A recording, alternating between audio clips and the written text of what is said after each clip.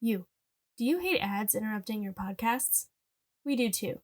That's why we're trying to keep ads away from Hot Rods of the Sky. The best way for us to do that is for you to go to merch.hotrodspodcast.com right now and purchase some exclusive Hot Rods of the Sky merchandise. Doesn't matter if you purchase a sticker, a hoodie, or a phone case. Anything you purchase goes directly back into the show and helps us fund this without you having to listen to ads that you don't care about. That link, once again, is merch.hotrodspodcast.com. Thanks so much. Hello, everyone. This is Kevin. Kallin. And this is Katie, and you are listening to episode 6 of Hot Rods of the Sky.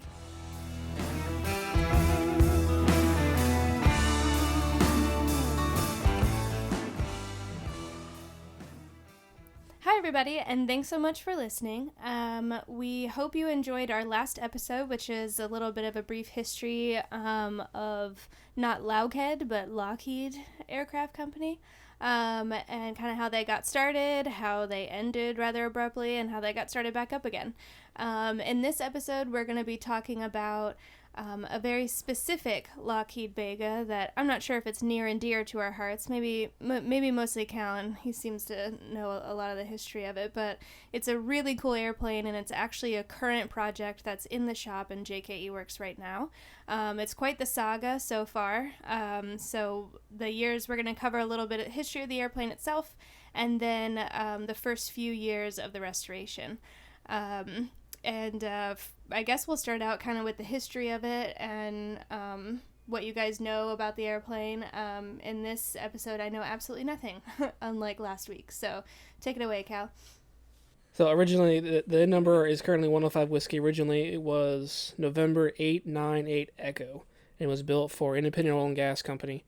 They had it was built 1929. Let's see the date here. July 15, I think. Okay, yeah, July 15th. Not all the paperwork stuff that I have says the date. It just says 1929. Yeah. And then it gets into numbers down there. So built in 29, and then it was the first ever executive airplane that Lockheed ever built. So it had leather interior, chemical toilet, typewriting station, file cabinet, fold downs for file folders. What's a chemical toilet? A toilet with chemicals in it. Instead of like a camper toilet, instead of it's just a tank, and you do your thing, and then somebody has to take it out and service it later. Yeah, so it's not like it's got some chemicals running water in it to try to. It had a bucket in it that people could go poop in. It's fancy 5-gallon bucket. Okay. It was fancy, and it was all built by Lockheed with a wooden toilet seat. With a laminated spruce toilet seat. And even a little lap, to fold down, and you could rinse your hands and everything. Yeah, it was nice. Yeah, so first ever executive airplane they built. So I think originally it was a Vega 5A, but I don't remember if it was 5A executive or just a 5A. But I think it was 5A executive. So they had it built, and they ended up Independent Oil and Gas got brought into Phillips at some point, and then it made its way into Mexico. Let me back up. So 29, and then in 30, either 30 or 31, because the oil tank says July of 31 on it. Right. So probably around into 30, early 31, it went back to the factory and was converted to a 5C. So at that point, it had it was built with a Wright engine, and when it went to the factory, they put a 1340 Pratt & Whitney on it. Changed the model, which the nose got a little shorter for the bigger engine, added one extra window, moved the door back one bay, the toilet and stuff came out, another row of seats got put there, the big tail was put on. Yeah, bigger fin and rudder. Mm-hmm. So in the early... And a cowling. In the cowling, a NECA cowling, yeah. So it didn't have a cowling, it was just exposed cylinders before that. Is your name Kallin because it sounds like cowling?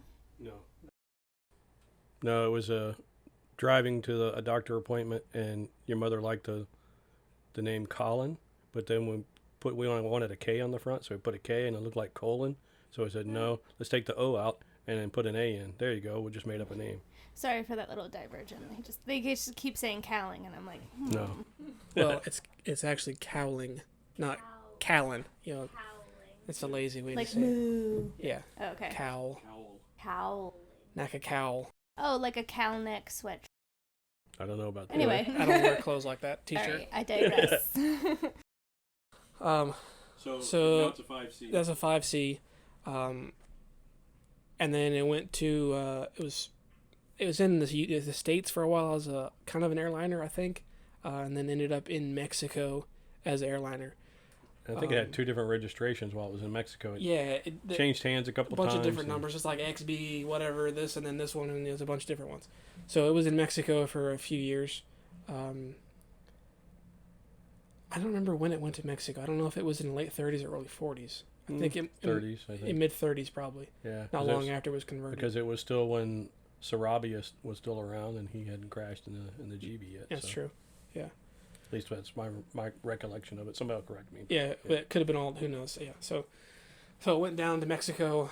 I don't remember when the first time it was wrecked, but it had been wrecked a couple times before it went to Mexico. Minor things, but they had repairs they had done. Knocked the gear out or whatever. And it had already had a bigger engine on it, a bigger 1340, a newer version before it went to Mexico. So it was 450 horse when it went to Mexico, which is the later snap cap. Down in Mexico, and it got wrecked, and then it sat in a field, broken, for like 8 months, just there until they fixed it. And it was repaired in Mexico. We later discovered that it was repaired in Mexico by what's his name? Sarabia's Sarabia company. I don't remember forget his first name. what the name of it. Francisco Sarabia and his family. Yeah, they had a cargo and airline business and things down there. So the rumor is he had tooling and stuff to rebuild because he had a bunch of Vegas, so they're gonna maintain their own airplanes. They could make their own parts. Yeah, like the pieces of the skin and whatnot. Yeah. So the back 6 feet was from another airplane or from their pieces. Their new parts. It's not original Lockheed parts in the back. It was definitely a mismatch. Definitely mismatch. Got into it. What we don't know is if it's the same tail feathers that it came out of the factory conversion with, or they're from another airplane. There's no pictures or any documentation of new tail feathers. It just says tail removed or replaced from another one of these airplanes. So we just assume it's the back end of it's all from a different airplane, which kind of jives with some of the mismatch of pieces from really later airplanes to original pieces. It's kind of a hodgepodge of stuff in the back end. So it came out of Mexico as an airliner, and then a company in California bought it. I think it's like High Sol or something like that. I can always think of the glue. It was like High Sol or something like that. High Sol, but something. We could look that up because it's matter of fact, Kermit owns 2 airplanes that were owned by that. This Lockheed and a Lockheed P-38 that both were owned by Hycon. That's it. Hycon. Yeah. So they bought the airplane and put the camera equipment in it, and it became an aerial survey airplane in Mexico and Southern California. So it was used to aerial survey Mexico and Southern California. Well, the West. I don't know how, it didn't no way to know what all it surveyed, but they were based in Southern California, so it's in there somewhere. They had it for like a year, not very long. And then it was bought by a typical old airplane kind of wheeler dealer kind of guy, and then on its way to the new owners in Texas, somewhere along the way, it wrecked on landing and totally ripped the gear out from the bottom of it. Gigantic gaping hole in the belly. I think the wing was okay. It didn't look like it was damaged in the pictures. Yeah, we've got some pictures of it in Texas, laying there in pieces with the big hole in the belly and 2 little kids playing in the fuselage, making motor noises and things like that. So then after that wreck, that's when GE bought it. So they bought it from that person, but that person had some dude in Iowa or Idaho repair it. And for when he repaired it, the landing gear stuff was missing, so they just kind of made what they thought would work. And that's how it went to GE. GE wrecked it at least twice. Pretty early on, and then almost towards the end, they wrecked it again. And they, let's see, yeah, when it was fixed by the guy in Iowa, he put a World War II vintage 1340 on it, and they put about 200 pounds of lead in the back to balance it out. And then a phenolic blade propeller on the front from... The GE did that. Yeah, that was towards the end, yeah, I guess. So they GE bought it, and they used it to further develop radar in the late 50s, early 60s. Because, I mean, it's a wooden airplane. There's not much more stealth than wood. So it's pretty cool. So I don't know if, I guess it was in the middle of their program when they started doing lots of modifications. So they took out the aluminum gas tanks and made fiberglass gas tanks that were, I don't know, they're about a 1/4 inch thick and weighed about 60, 70 pounds apiece. Really heavy. That's when fiberglass was like, ooh, it was space stuff, age, It was like at the beginning of the space age. Right. And then they took just about everything metal they could get off of it and either replaced it with balsa or just left it out, like fairings and propeller. They went to a phenolic blade propeller, which is a composite propeller. And just about and much of the stuff they could get off of it that they could without it compromising being an airplane, they did.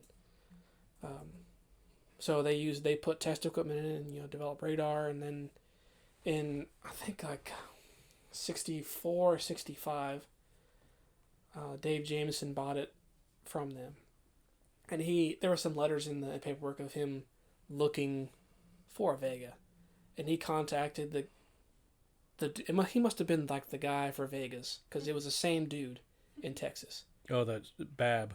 Yeah, it was. Right. I think so. I think Bab was his name. It was the old airplane kind of. He was an old airplane broker kind of guy back then. But it was the same guy that Charles Bab, maybe? Had the Vega when it was wrecked, and then again. Yeah. So it was just the guy, and he had a Vega that he told Dave Jameson that I've got one here, but I'm partnering out because it's rotten. You can come look at it, but it's rotten, and this is wrong. But we can fix it for you, but it's rotten, kind of thing.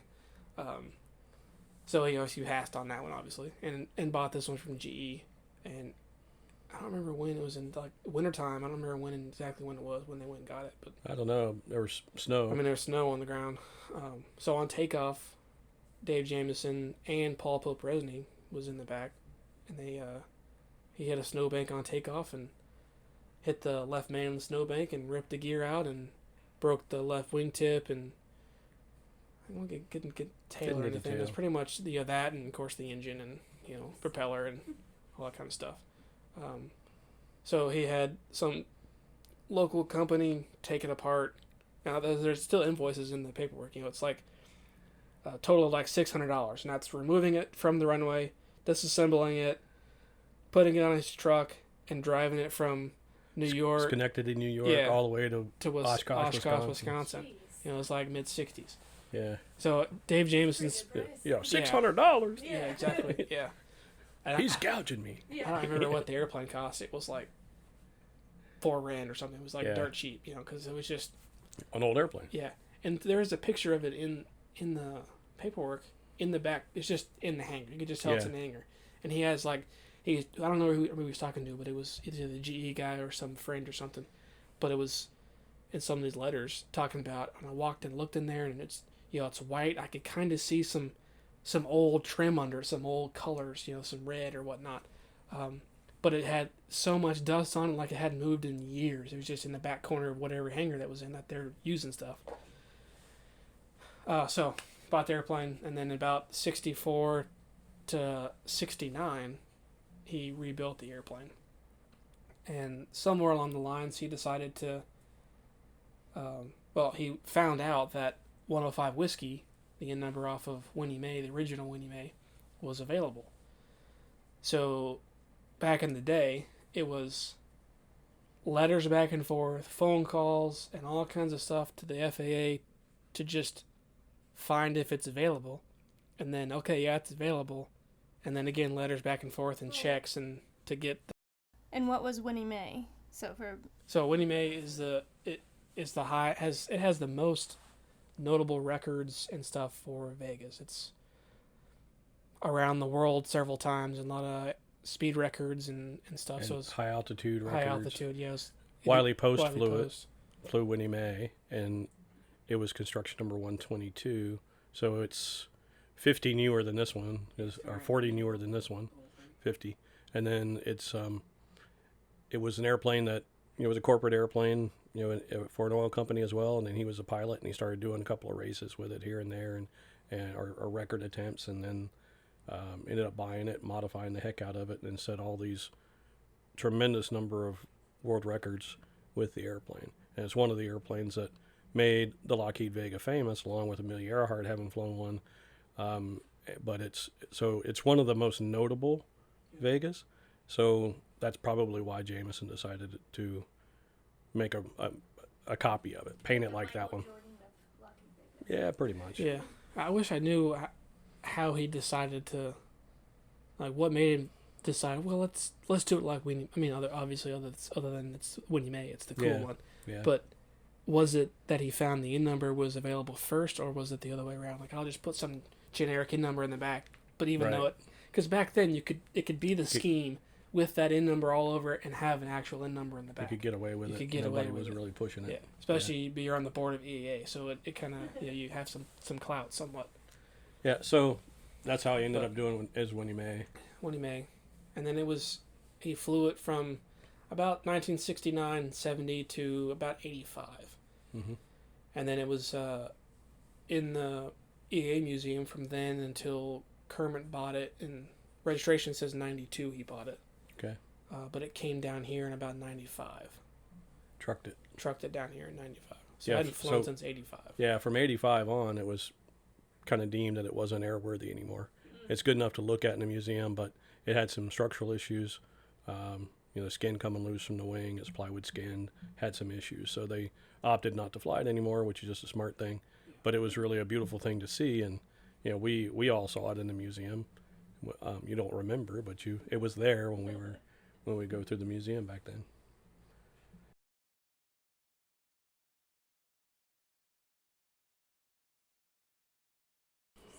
Yeah, then he didn't bring it down until he had Fantasy of Flight. Yeah, it was about 95. So it's after Hurricane Andrew in 92, messed everything up in Miami, and then he did Fantasy of Flight, and then he brought it down. And then Kermit contacted me one day and asked me if we would be interested in restoring the Vega and come down and take a look at it. And we went down and took a look, and pretty much in a few minutes it was like, yeah, we can, we'll do that. And his building, his hangars are huge. Have some really big airplanes inside, and the Vega is a really big airplane, but it didn't look so big in the hangar. So when you're walking in there and you're looking in this big room, and you go, yeah, sure, we got that. Yeah, it's next to the DC-3 and the B-25. Yeah, exactly. Easy. Or the Sunderland, you got all this stuff in there. Yeah. And so they said, okay, great, and we'll have the guys take it apart and we'll get it up to you. So a week or so later, the guys are coming up, and it's two semi trucks, basically. Well, it was a pickup truck with a gooseneck trailer and another truck, but in any event, it's a big load, and it's two loads, and the wing is 40 feet long and weighs 1,000 pounds, and it was pretty much all we could do to get it off the trailer with our small little tractor that we had at the time with the forks on it, and we got it unloaded and didn't break anything, and then just started looking at how do we handle it, how do you work with big pieces like this, and then what order in which to do it. And we knew that going in, we knew that the wing had issues. So our decision was to go and look at the wing first and make sure that those issues weren't a deal breaker on the whole thing. If the wing was completely junk, do you really want to go all the way into it, or just keep it as a static display airplane? That's how I really knew it was not airworthy, because the skin was loose on the wing. Yeah, you could tap the plywood and watch it wave around on the wing. Yeah, it just wasn't bonded anymore. So that's where we started. We stored the fuselage and the tail feathers, put it all away, got the wing all set up. We had Tom and Mr. Warren and Doc, John working on there, and they opened it up, and the plywood came off relatively easy. It was because it was detached in a lot of places, and what our plan is to let the wing self jig in a way. Keep the skin on one side, take the skin off just the top side, for example. Look at everything, fix everything you can from the top side, reskin the top. Now it's rigid again. Turn it over, take the skin off the bottom side, and do what you have to do from the bottom side. And that way, you didn't have to have tremendous fixturing and everything. It's repairing the wing is different than as they built it new at the factory. At the factory, they had the two main spar and the rear spar, and they put the ribs in between those, and then they plywood sheeted top and bottom that section, made a big long rectangular box. Then they added on the nose part of the airfoil, the ribs, and the nose plywood skin, and then added on the tail.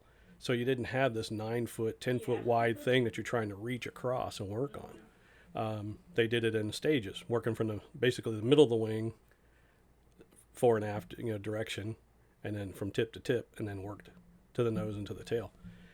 And it's a pretty ingenious way of doing it that they did it. But when you're repairing one, there's no need to take it down that far. Yeah. What we did find is we were pretty pleased that there was very little, if any. There was just one or two little spots that were maybe a little bit of decay that needed repair. And we repaired that. Some loose glue joints here and there that we fixed. Changed out a bunch of the span-wise stringers. Rebuilt the left tip again where Jameson had damaged it. We rebuilt that. Made it match the shape of the original, and the other wing tip, it was off a little bit.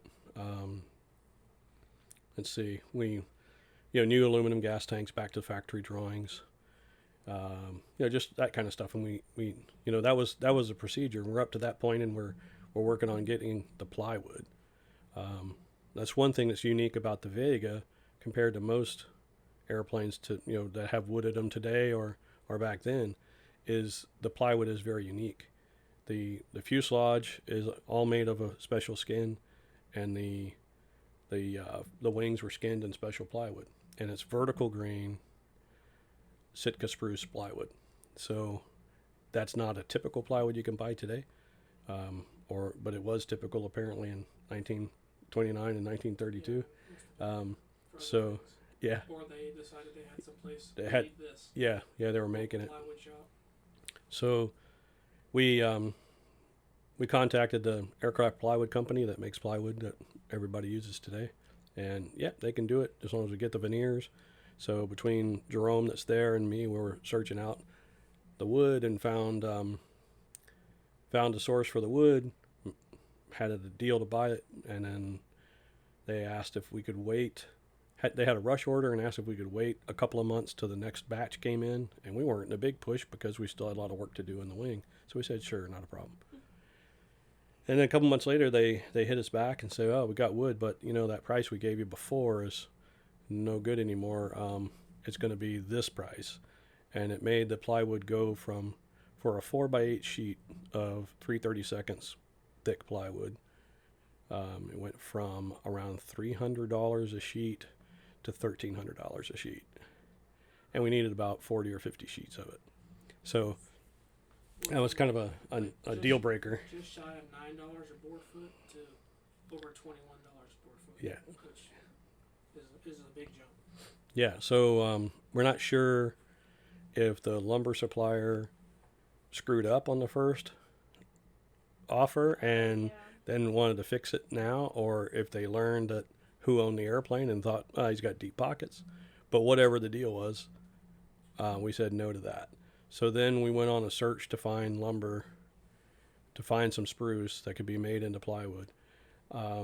Contacted everybody we knew. We had every friend, turning over rocks looking for a source, because it couldn't just be skinny little boards. We had to have big, like squared logs, cants it's called, to be able to put in the veneer machine and shave off the veneers. So you can't just use a bunch of the thin stuff that we had in the rafters upstairs.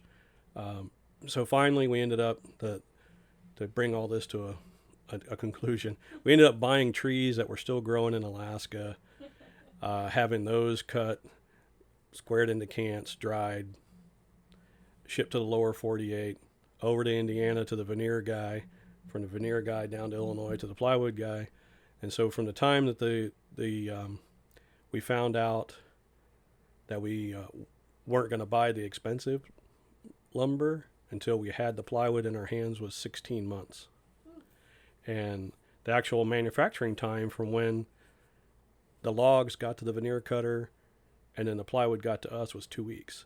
So there was 15 and a half months of searching out the lumber, getting it cut, finding out what's going on, paying for stuff ahead of time and hoping that it comes true, all that kind of stuff. And it was, Jerome at Aircraft Plywood that really, was shaking the trees literally on all that to help us find some lumber. But we finally got the plywood, and then we were able to skin that first side of the wing, flip it over, do the second side. And while we were waiting on the plywood to show, we got into the tail feathers, checking those. And structurally, so for the majority of the structure inside the wing is original and still in really good shape. For being 93 years old, I mean, it's pretty amazing. And then the tail feather, same way. Most of the structure was original or GE repaired, so it was good.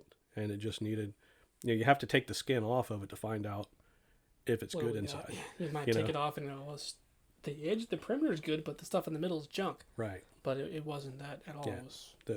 So that was really our hope for the fuselage as well. Yeah. So we finished the wing and it's set aside. We finished the tail and it's set aside.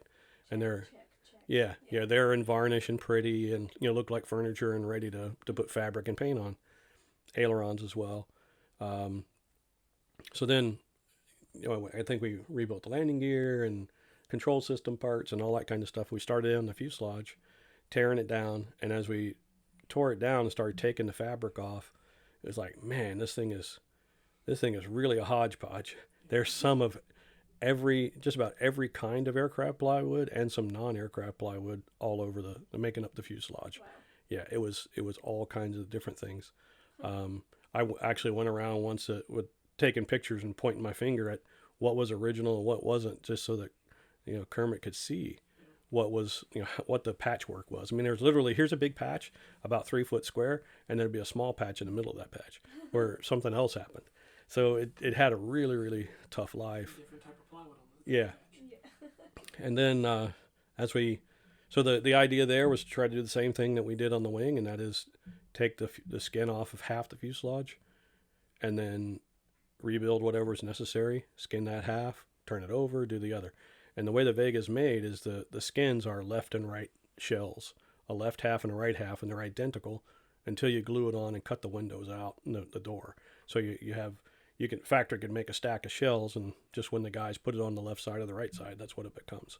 So our intent was to take off the shell off the one side, see what we have, and we took the left side off. And then that's really when we can see a lot of the sketchy repairs that were done over the years, a lot of rot and decay. I mean, there was such a difference in the condition of the fuselage compared to the wing. It was like there were two different airplanes. It was. I think it was just such a drastic difference. I think the fuselage, when the wing is sitting there in pieces, or the airplane's in pieces, the wing is sitting there whole, it's still as sealed up as it was if it was flying on the airplane. Yeah. The fuselage is broken into a bunch of pieces, and, it just is more exposed. And I think that's probably some of it. And then, as the fuselage was really what got the damage every time it was wrecked. And so then you do this kind of, field repair. Let's just get it out of the bush and get it back home. And then that stays with it. Mm-hmm. And then those repairs weren't necessarily preserved really well or sealed up with good varnish. And then that all starts to go away. So even if somebody did a really proper structural repair, but they didn't bother sealing it up and protecting it because it was just a quick fix to get it back going again, then it rots away. There was some in the fuselage. There's drain holes in the belly. Well, there's supposed to be drain holes in the belly. On most of the repair, where all the rot was a repair that didn't get a drain hole put in the belly. So, however water got into it, whatever is sitting there, water collected around the diaphragm and just ate away at the wood until it opened up and then went to the next one back. You could see the dark water lines and back and back. stains. The belly was there. for a while. At some point, the belly was full of water. Yeah. And it just couldn't get out. Yeah. It just stayed in the bottom and just kept everything wet and rot and stuff. And then the airplane, as Kallin mentioned before, was in Mexico, had been wrecked, and then maybe 2 different airplanes scabbed together, different things like that, and some mix mash of fittings from late model pieces to early model Vega, the original fittings, and then GE threw out a bunch of stuff. The camera system required that those guys at Hycon, they threw out a bunch of brackets and rerouted the cables out of the belly so the camera could go in the belly. So a lot of stuff just got discarded it was used for special jobs. And again, it was just an old airplane, and they're modifying it to suit their need. So as we got into it and started digging around, it was one of those things of, well, here are the 3 pieces of wood that we probably can reuse out of the fuselage, out of 5,000 pieces of wood. Okay, we were already planning on making new skins. That was a plan. If we're going to take the skin off and then put a new skin on after we did the repairs. But what we found out is that the fuselage was dimensionally all over the place. It wasn't accurate to the dimensions on the drawings. So if we built a skin to the prints, it wouldn't fit the fuselage the way it was.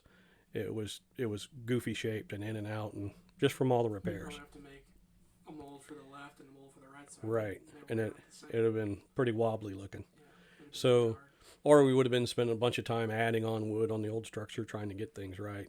It was about a 1/2 inch too short overall, which again kind of lends to the story of it maybe being scabbed together out of 2 different airplanes. A lot of the major fittings were missing and things like that. The trim system had been thrown away by GE and replaced with electric trim systems, things of that nature. So once we figured all that stuff out and how bad the fuselage was, that's when we had to really look at it and make the decision on do we keep going or not. And the plan was to keep going and rebuild the whole airplane. It's just that Kermit decided to put it on hold for a little while, and that was around late 16, early 17 when we decided to put it on hold.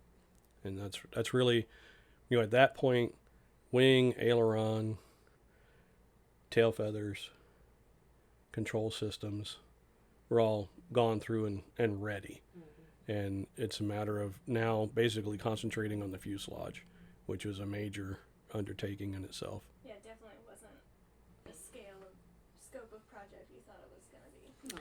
Well, yeah, on any of these type of things, you don't really know how bad it is till you open it up. It's like any kind of surgery, right? You think but once you get inside, there's always something else. Well, a good example. That's something that we run into all the time with airplanes. A good example of that on this project, before we touched the fuselage, was we did the wing, Tom did the tail, and we got the ailerons. And you're picking the ailerons up and you're moving them around, and it just sounds like there's mud daubers inside. There's just stuff inside. And GE had rebuilt the ailerons. The ailerons looked gorgeous. They were even though they were mahogany, they looked good. All the wood you could see was new. Yeah. And you're rolling around, and it just sounds like there's a mud dauber nest rolling around here. So Tom drilled 2 big holes on either side of the drive rib where the aileron mechanism bracket hooks on. touches. Yeah. And that rib was still an original rib, and the wood was not sealed and had decayed and fallen apart, and that drive rib was disintegrating inside, and those pieces were pieces of a rib, the only original rib that was left in the aileron. They replaced everything else but that one. Because it had the drive horn on. They didn't want to make it was a kind of a complicated thing. They just left it alone. So had they had changed that, they were brand new ailerons, and we would just change the skin and put it back together, and it would have been fine. But we cut the holes there on purpose. So we said, okay, well, this is we need to check the drive horns and just make sure they're not rusty inside the skin or something like that, because it's a steel horn that bolted into the wooden aileron. So we thought we can get the dirt daubers out, and we can check this. And then when Tom opened it up, it's like, oh my gosh, it's not dirt daubers, it's pieces of this rib flopping around. And we're doing some of this stuff because we didn't have plywood yet, so we're trying not to blow apart the aileron, and we can't do anything with it till we get plywood, so we just let's take small holes and repair what we can, and then we'll reskin it. And then it turned into yet another project. Yeah, so Tom ended up building new ribs for both of those. One of the drive horns was rusty and was missing a big chunk of it. And so we ended up making a little fixture, and we had the drawings for that, made that. We got the drawings for the ailerons to make sure we did all that stuff right. And so the ailerons got rebuilt as well. But the majority of the ailerons with structure was either the original stuff or GE repaired stuff, and we reskinned them. What's amazing with the wood, so the plywood that we had made, the vertical grain plywood, it's very light. I think it's probably lighter than a full sheet of mahogany plywood, which is already pretty light. But it's amazing how strong it really is, because I used some scrap of it. Stiff. It's so stiff. I used some scrap. I was big into model airplanes at the time, had big model airplanes, and I needed a wide piece of wood that I could put in my jig to cradle so I didn't damage the fuselage. Well, I didn't have any scraps of any plywood. There's a chunk over there in the box, so I grabbed it, and I tried to bend it around, and no. So I threw it in the bathtub for 3 days. I had it submerged in the bathtub for 3 days. It still broke and shattered as I was bending it around. It wasn't soft and it didn't flex. It didn't work. It was so strong. Put a piece of mahogany in there overnight, and then it was like a noodle. Yeah. It's just the grain is, and mahogany is already, it's totally different, but spruce is already really strong compared to mahogany. That's why it's typical aircraft plywood is made like home plywood, where it's rotary cut. They'll put a log on a big machine, and it has a sharp blade, and it spins the log and shaves off a thin, like paper, about 80-pound paper kind of layer, and then they take those become the veneers, and then they stack that up to make the plywood. On vertical grain, anything that's vertical grain, like the spars in the wing and things like that, it's how the quarter sawn, how the log is cut. So all the grain in the board is not flat to the surface; it's across through the thickness of the board. So to make this vertical grain plywood, the reason we needed to have those special thick pieces of wood is put it in the machine and work like a giant deli slicer, and shaved off 40 thousandths thick or 80 thousandths thick layers of the wood that then later get glued together, get edge glued together to make all these little bands of wood get butted together, and then that makes a veneer layer, and then those glue up to make the plywood.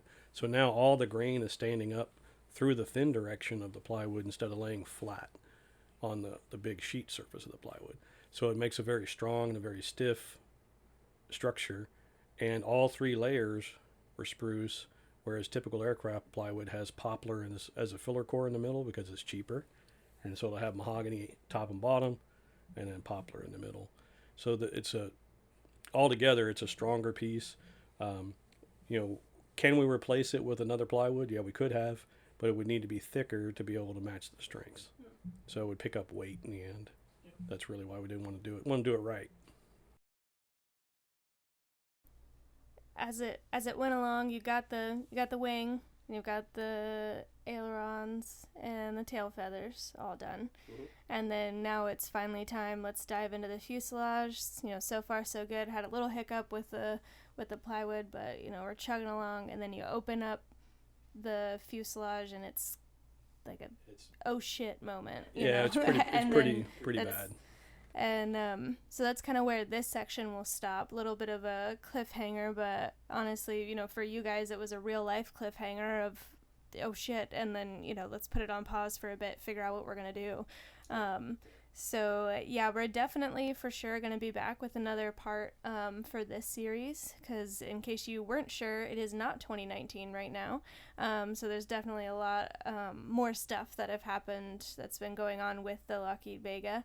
And we had somebody like on our Facebook page, or somebody asked, have you guys should think about doing a Q&A type thing, and usually we're just not totally sure what we're going to be covering until it happens, but this one, we know that with this project we will be doing more episodes on it. So if you guys have any questions or want to know more, or anything you'd like to say about the Lockheed Vega project, feel free to email us at podcast@jkeworks.com, or you can direct message us on Facebook.